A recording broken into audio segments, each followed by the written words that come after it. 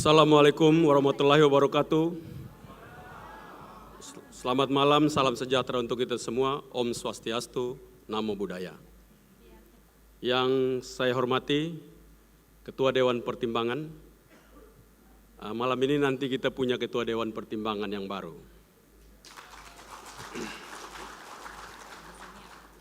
Bapak Maksi Gunawan akan menjadi Ketua Dewan Pembina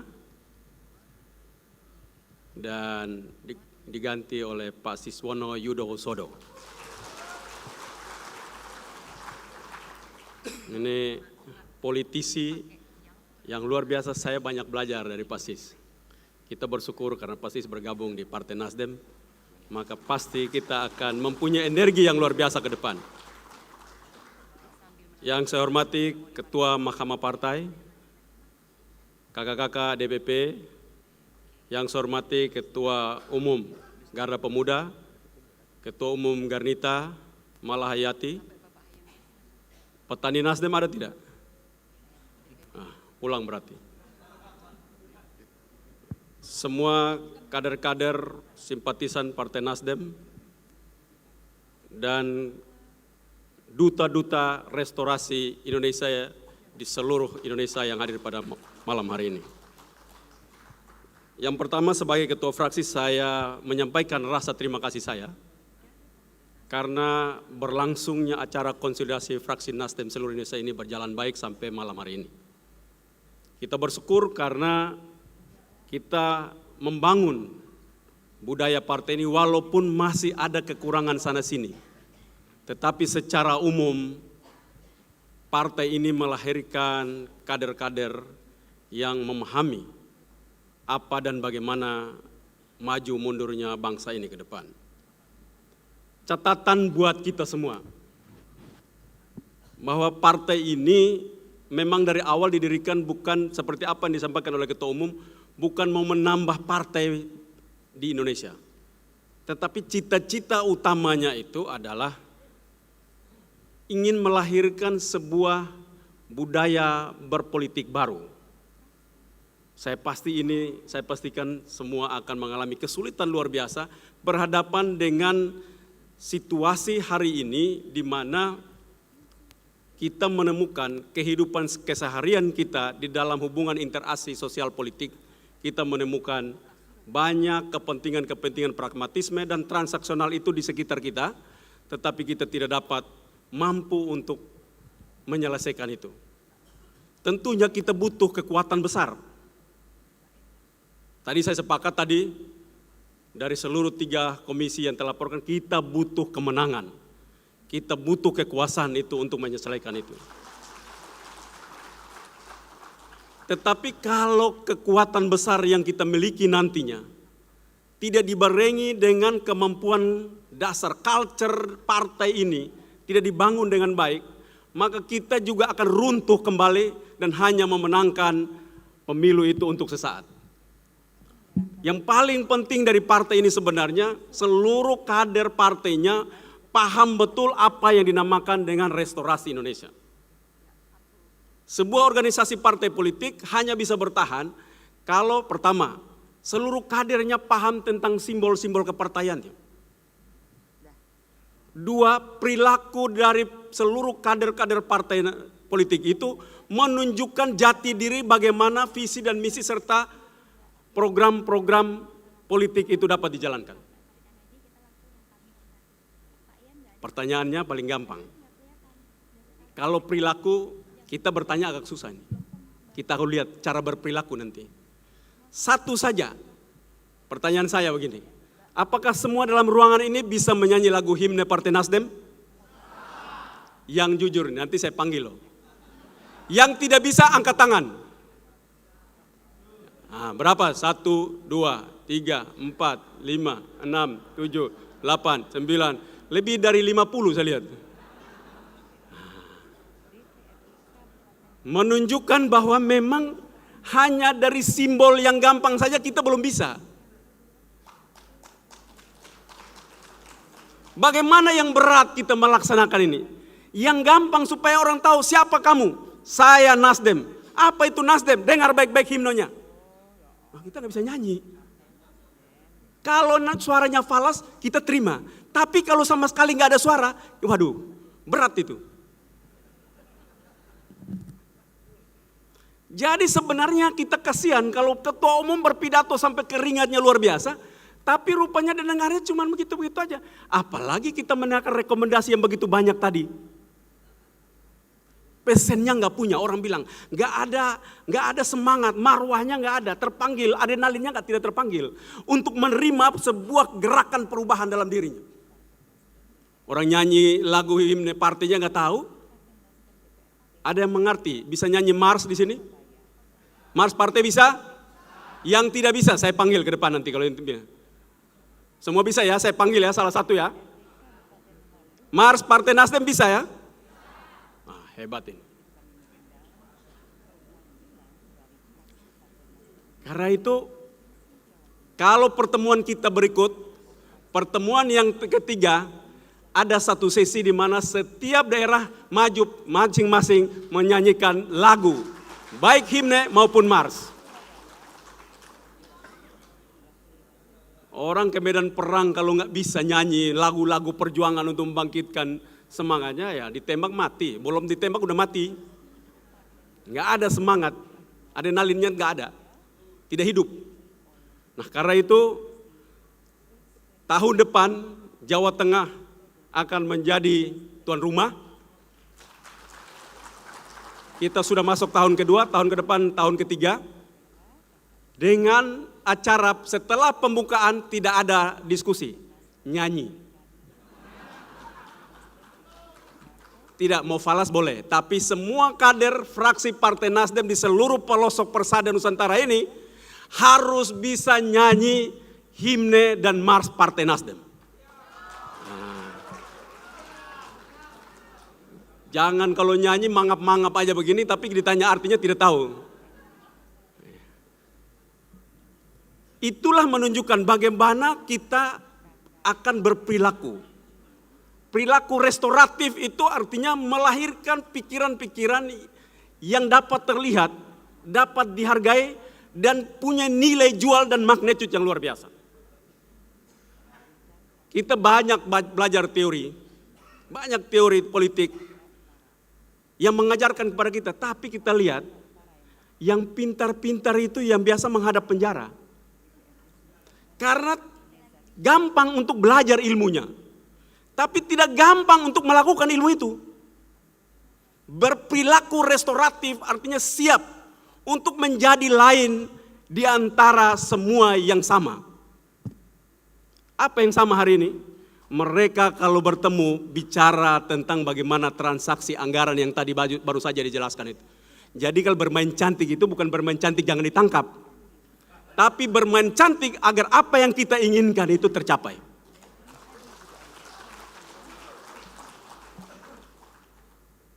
Kalau kita nanti sudah mampu memainkan peran ini secara baik, budaya berpolitik baru ini kita lahirkan, kita akan berada dalam posisi yang baik. Negara ini sekurang-kurangnya apabila belanja modalnya itu 400 triliun, dia telah hilang sekurang-kurangnya 30-40%. Sebenarnya masalah kita ada pada korupsi. Di DPR sekurang-kurangnya saya hitung kalau belanja modalnya itu 400 triliun, dia akan kehilangan 5% dari situ. Dari 400 triliun itu hilang 5%. Hitung saja itu, kalau 10% 40 triliun berarti ada 20 triliun hilang di sana. Sedikit-dikitnya. Jadi ini loh sebenarnya pekerjaan rumah kita. Pekerjaan rumah partai ini adalah dia mampukah begitu menjadi partai besar, di DPR dia tidak tertarik untuk berbicara fee berkaitan dengan anggaran yang akan diputuskan. Jangan kita bilang saya anti korupsi, kita masuk nomor 1. Berpidato hebat, masuk di nomor 1. Ini gak gampang. Sebagai kader-kader yang mengusung isu restorasi, mampu menjadi manusia-manusia restoratif. Tidak gampang itu. Nomor 1 dulu, kita tidak bisa bahas yang lain. Nomor 1 kita tidak tertarik terhadap fee anggaran di DPR RI dulu. Nanti DPRD turun ke bawah. Karena kalau partai ini besar di atas, kalau dia solid, di bawahnya pasti solid turun. Ketua umumnya jujur, tidak neko-neko, ketua fraksi tidak neko-neko, anggota DPR RI-nya tidak neko-neko, ke bawahnya pasti adem.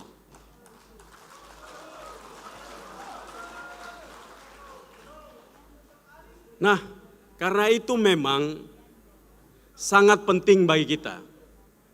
Sekali lagi sangat penting. Satu, anggaran. Yang kedua, perilaku Nasdem itu harus menggambarkan Pancasila.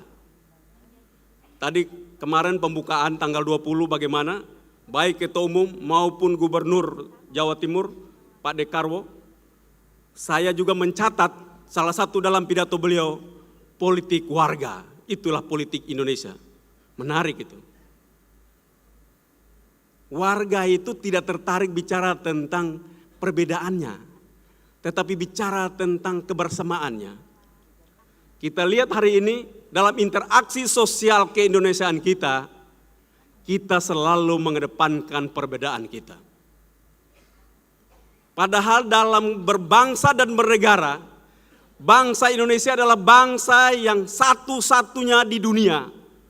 Dia menjadi bangsa bukan karena alasan-alasan primordialisme.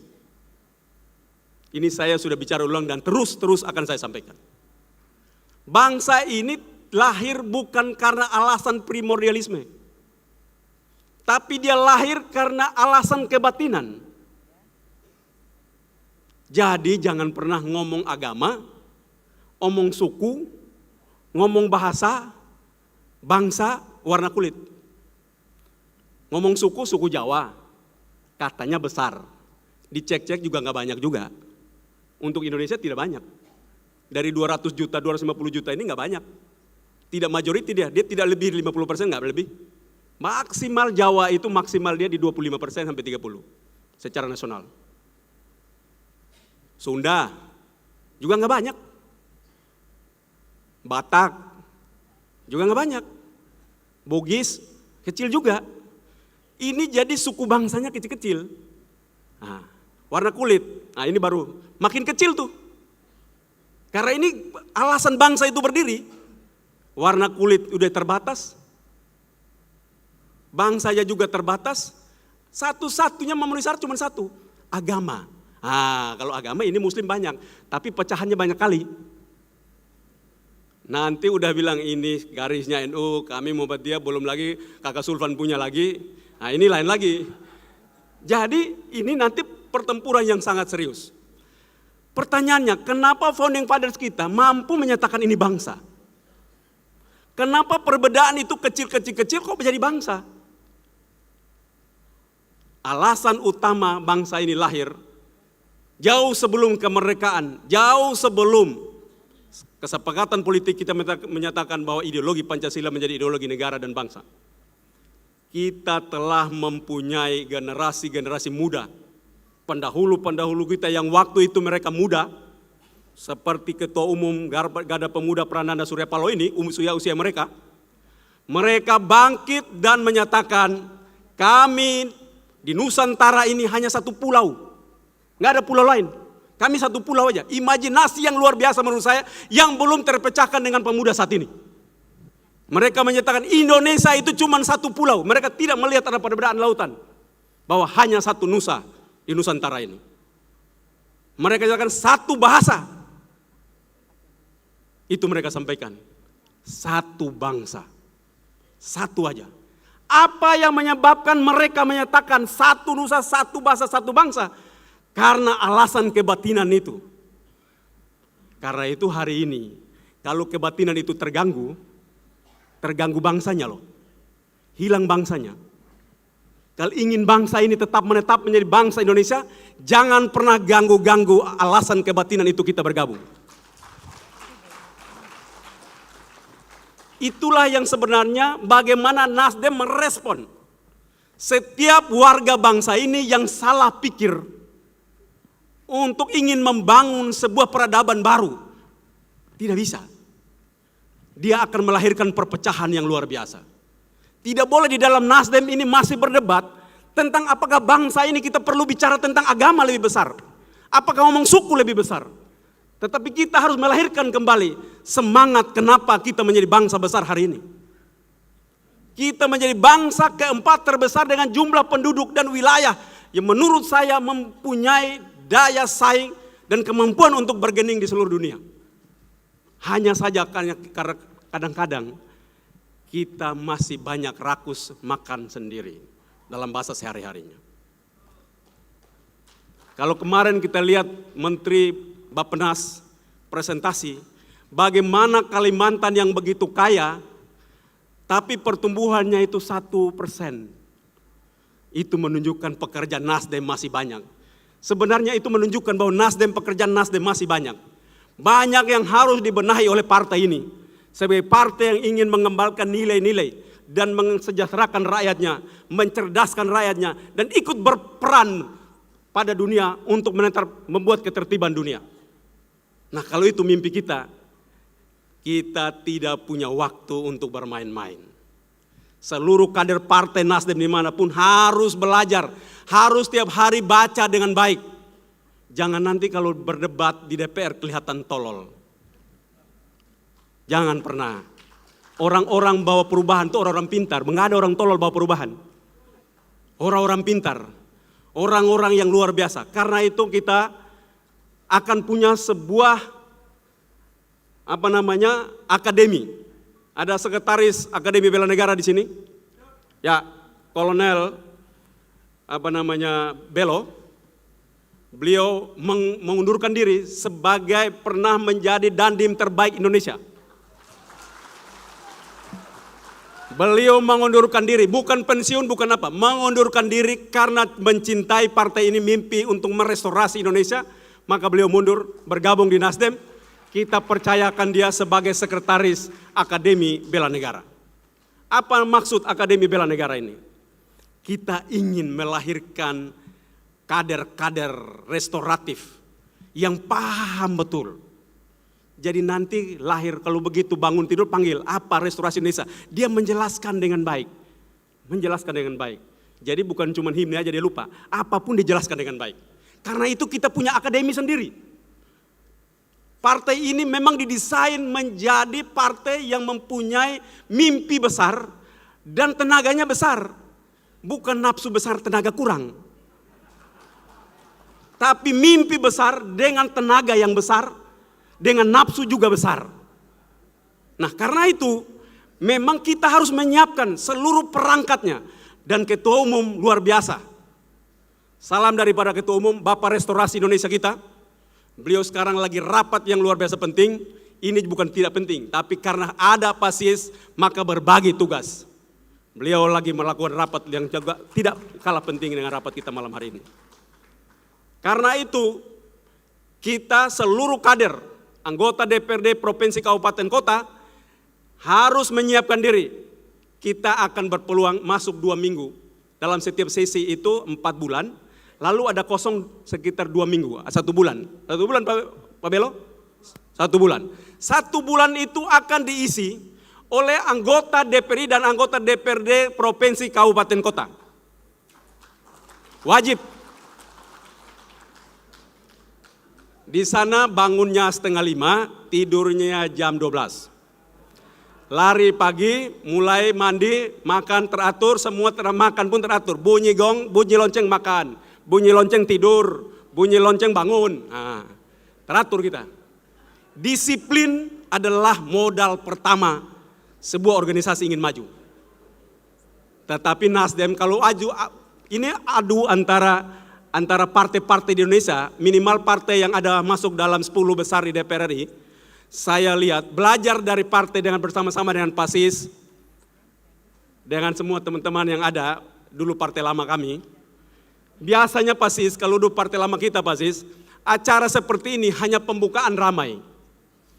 Lalu begitu hari kedua sudah sepi, hari ketiga bangku semuanya yang ikut rapat.